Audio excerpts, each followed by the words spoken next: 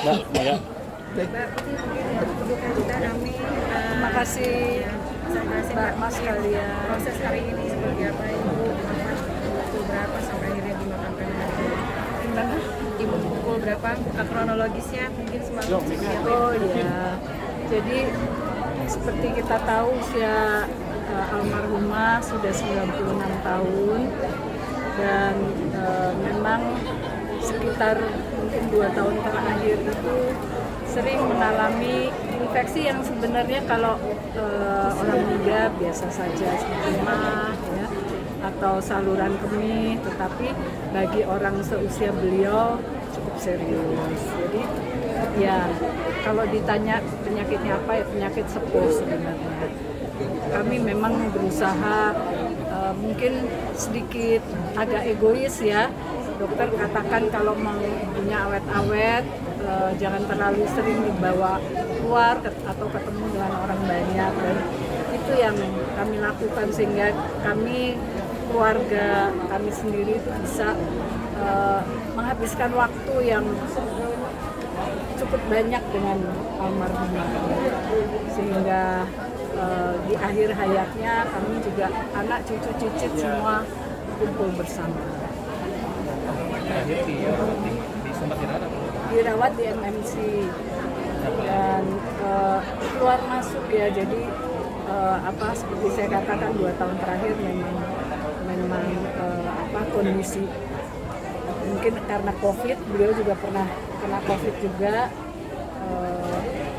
ada yang mengatakan long COVID ya, mungkin saja almarhumah juga mengalami itu. Jadi walaupun sehari-hari sehat, masih dilakukan fisioterapi, jalan, bahkan sempat les dansa juga gitu ya, tapi memang kerap mengalami infeksi.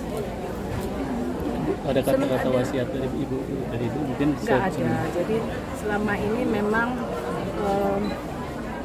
beliau mengajarkan kami anak-anaknya, 5 anak-anak beliau, 2 laki-laki 3 perempuan, itu tidak dengan nasihat yang bertele-tele, tetapi memberikan contoh ya. Itu sebuah, buat saya, pelajaran luar biasa. Jadi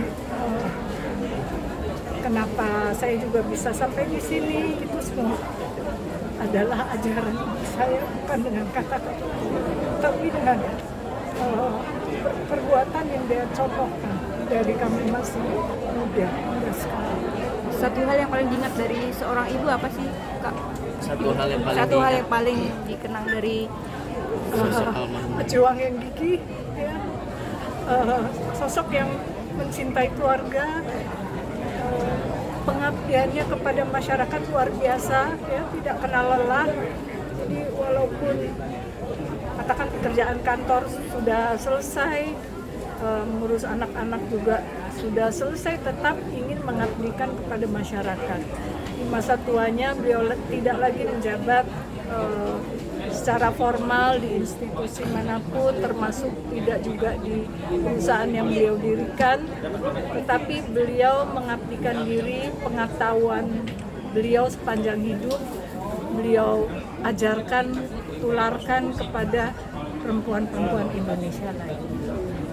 Dan bagi saya beliau adalah sosok perempuan panutan saya.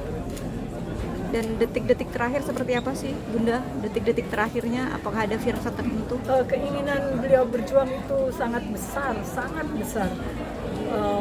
karena masih ingin berada bersama-sama dengan kami, anak-anaknya, anak cucu-cucu. Tetapi Tuhan berkata lain, karena memang tubuhnya yang tidak kuat untuk mewadahi keinginan beliau, tekad beliau yang selalu berkobar. Dan kemudian dimakamkannya ini juga spesial ya, dimakamkan persiapannya sejak tahun berapa? Ini sudah sebelum ayah saya meninggal bulan Januari 1998. Sebelum itu beliau berdua sudah membeli tanah ini, dan sebenarnya ibu saya kan juga ayah saya pun juga karena pejuang dulu peta, jadi ditawarkan untuk dimakamkan di Taman Makam Pahlawan. Ibu saya juga demikian, dan juga ada makam keluarga besar di Imogiri, Jawa Tengah ya, makam keraton. Tetapi ibu saya tidak mau. Ibu saya mengatakan bahwa ketika menikahi ayah saya yang berasal dari kalangan biasa, beliau ingin membaur dengan masyarakat, dikumpulkan di luar. Yuk, kasih Bu. Makasih ya Bu. Terima kasih ya Bu. Ya Bu. Yang terbaik. Terima kasih Mbak. Mohon doanya semua.